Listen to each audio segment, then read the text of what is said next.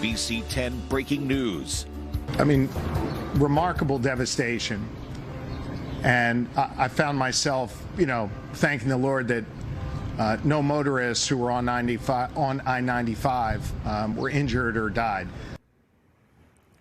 That breaking news is happening right now in Northeast Philadelphia. The impact is far-reaching. A massive fire that burned under an off-ramp of Interstate 95 has caused the highway that 160,000 drivers use every day to collapse. Skyforce 10 is live over I-95, where all lanes are closed in both directions between the Aramingo Avenue and Woodhaven Road exit.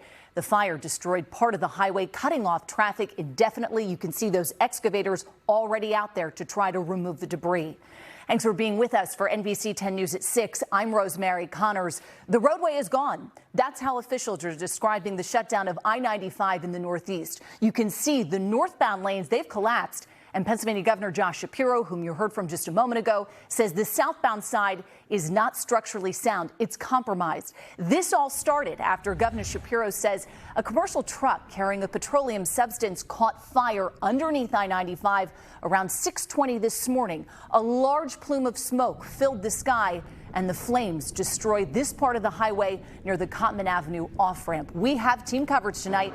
Brian Sheehan is tackling the impact on commuters. Let's start with the latest information on the collapse from NBC 10's Karen Huang. Karen?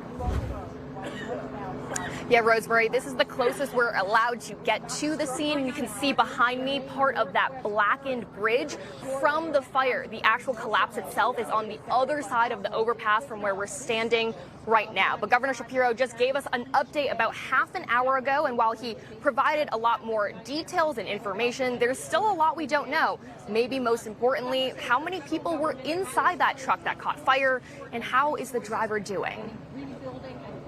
Oh my God, man. Look at this fire. Oh, shoot. Get past it before they shut us down. A cloud of confusion for the early birds this morning as they drove down I-95 in Northeast Philly, surrounded by black smoke, and for the neighbors who heard the commotion. I just woke up this morning. I came outside. I smelled smoke. It smelled like gasoline, actually. That highway's gonna drop. According to officials, around 6:30 a.m., a truck carrying a petroleum product was burning on the I-95 exit ramp, causing the highway above it to collapse on top of the truck. To expedite this process and to cut through the red tape, tomorrow morning I plan to issue a disaster declaration, allowing the Commonwealth to immediately draw down federal funds and move quickly to repair and reconstruct this roadway. While officials say no drivers fell from the highway into the collapse, they can't say yet how the truck driver is doing or who else was in the truck. Governor Shapiro says rebuilding the highway will take several months, but they're working on interim solutions to connect both sides. Today's going to be a long day, and obviously with 95 northbound gone, and southbound questionable, it's going to be even longer than that. Now with tomorrow morning's commute looming, nearby residents are preparing for chaos. I do construction for a construction company up in Doylestown, and I'm up and down 95 all day long, all the time. Chris Cornine predicts his commute will now take an hour longer every day. He also lives right off Torresdale, a street that will become an alternate route since I-95 is shut down.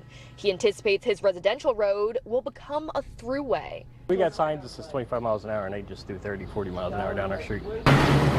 Even while we interviewed one of his neighbors. That's going to be a problem too, yeah. Especially with the early commute like that, A car came flying through his street. It's just a lot of traffic, and we just have to watch out for children and other people's space and property as you're passing through. And now when we look up this overpass on the PennDOT website, it's actually listed in good and very good condition. So it's still unclear exactly why a truck on fire would have caused the entire highway to collapse. Those are certainly details that officials are going to be investigating in the upcoming weeks and months to come. But also a lot of people saying that because this happened on a sleepy Sunday rather than a rush hour Monday, let's say, it could have been a lot worse. We're live in Northeast Philly. Karen Huang, NBC 10 News. As we mentioned, PennDOT tells us 160,000 drivers travel I-95 every day. Getting around this major road closure will be difficult as all lanes are shut down between Woodhaven Road and Aramingo Avenue, those two exits. This is a live look from Skyforce 10, giving a bird's eye view of some of these roads off of I-95 in the Northeast. Traffic on this Sunday evening around 6 o'clock, obviously relatively light, but that will look very different come the work week. NBC 10 photojournalist Jim Friedman, he is on the ground. He's behind the wheel. He's been sharing with us some images from his commute, his drive around this part of Northeast Philly. He is around Tarsdale Avenue and I believe near Cottman as well. As you can see, there are road closures in many of these neighborhoods.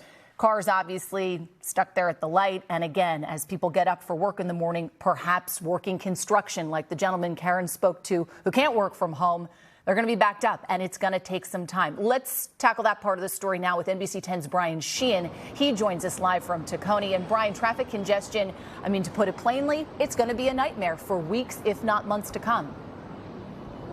Yeah, Rosemary, and that is certainly being felt here tonight across the city. We are at Cottman and Tarsdale, which has seen unprecedented traffic today. Roughly 160,000 cars are being detoured off I-95. Drivers are frustrated.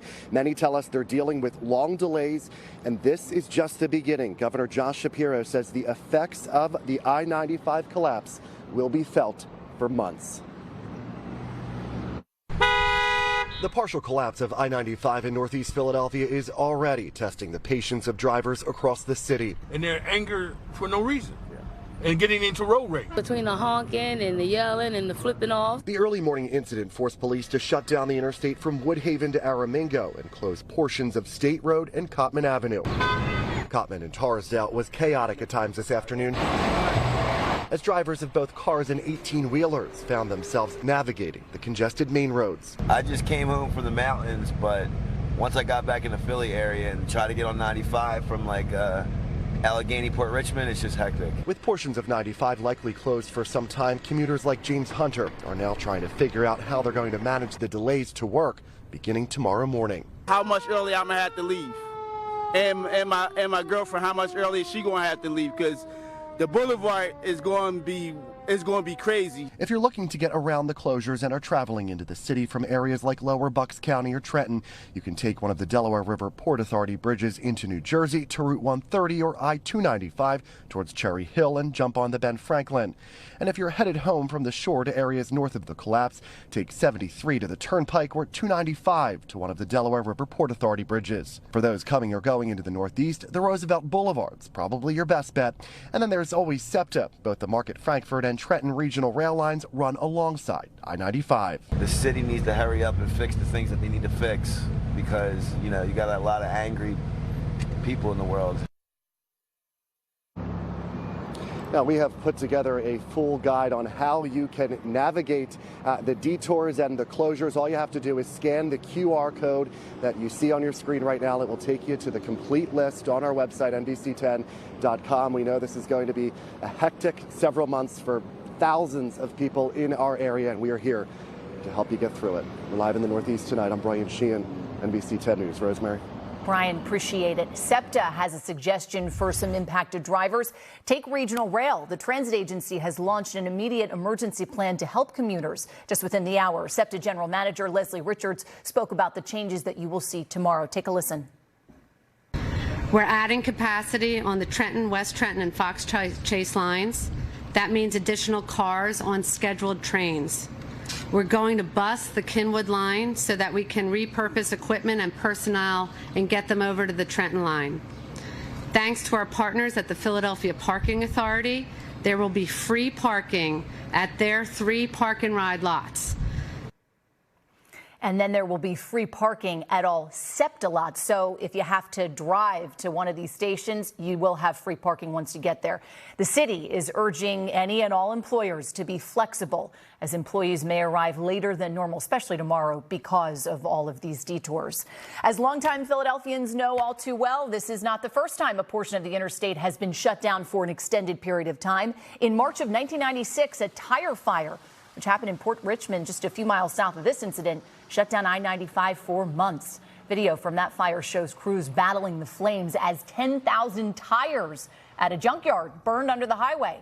The fire torched a section of the road, forcing the closures. A similar incident to today's fire occurred on another major highway about 6 years ago in Atlanta. A portion of Interstate 85 collapsed following a fire back in 2017. Luckily, no one was hurt. It led to the Federal Highway Administration warning other states not to store flammable material under bridges.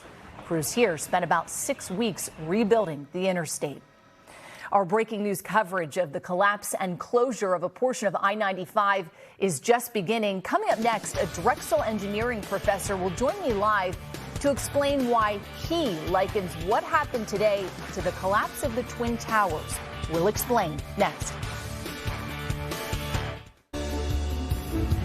Skyforce 10 over that breaking news out of Northeast Philadelphia tonight, where a commercial truck carrying a petroleum substance caught on fire and caused a section of I-95 to collapse. This is right near the Cotman Avenue exit ramp. This happened around 6:20 this morning in the city's Tacony section. The NTSB and Pennsylvania State Police, they are all working together to help investigate. Officials say closures could be in effect for quite some time. Joining me now to give insight into this collapse is engineering professor Amir Farnham from Drexel University. Thanks for being with us, Professor. Let me start with this. I-95 made of steel. Steel can melt. Tell us more about the conditions this morning that caused this collapse. Oh, thank you very much for inviting me. So some of the bridges on I-95, they are made of reinforced concrete or steel. This bridge, I think that based on the photos that I've seen online and also the videos that I watched, I think it's made of steel girders and reinforced concrete. So as the temperature increases in steel structure, its yielding strength decreases. And this is going to be very drastic if the temperature reaches above 400 degrees Celsius. Around like 500 degrees Celsius, the yielding strength could be half of the original strength. And that is like a drastic decrease, and that could cause the structure to collapse. The same incident, if you remember, it happened in 9/11 in the World Trade Center when the aircraft crashed the structure. So the impact kind of teared off all the fire-proofing materials on the steel structure, and the burning of the fuel inside the aircraft started increasing the temperature. And because the World Trade Center was made of steel, the strength decreased drastically, and there was a big loss in the strength, and that was the major reason behind the World Trade Center collapse. I think that the same thing happens here because the truck was beneath the bridge, and it burned for a few hours. And with the petroleum products that it contained, probably the temperature reached to a temperature around 500 degrees Celsius, and the structure suddenly lost its structural capacity, and that was the major reason behind the collapse. Sure. The structural integrity as well. Yeah. And, let's talk about a couple more things before we let you go. In your opinion, I mean, we heard from Governor Shapiro. He said earlier today that this could, quote, take some number of months. He didn't put an exact timeline on it. Don't expect him to. But in your opinion, what do you think in terms of rebuilding this portion of I-95?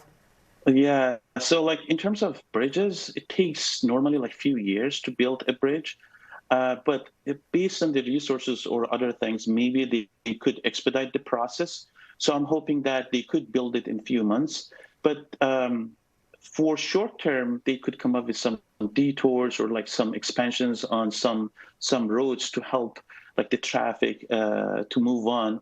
But it's going to take some time, I think, to rebuild this bridge.